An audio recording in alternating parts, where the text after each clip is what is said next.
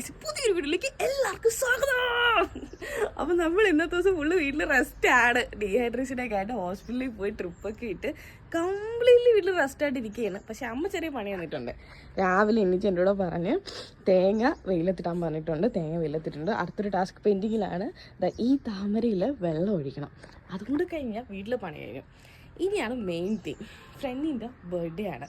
അപ്പം ബർത്ത്ഡേക്ക് ഈ സിറ്റുവേഷനിൽ ഈ കണ്ടീഷനിൽ എനിക്ക് എന്തായാലും പോകാൻ പറ്റുമെന്ന് തോന്നുന്നില്ല. കുഞ്ഞൊരു ഗിഫ്റ്റ് മേടിച്ചിട്ടുണ്ട്. ഇനിയിപ്പം ആ കൂടെ ഒരു സൊല്യൂഷൻ പോസ്റ്റ് വഴി നമുക്ക് അയക്കാൻ നോക്കാം. അപ്പം അതിനുള്ള പോക്കിനാണ് ഞാൻ റെഡി ആയിട്ടിരിക്കുന്നത്.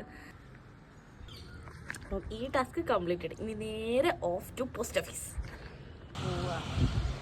നടന്നു പോകാം. ഗൈസ്, കുറച്ച് ദൂരമുണ്ട് നടന്നിടാവുന്നത്.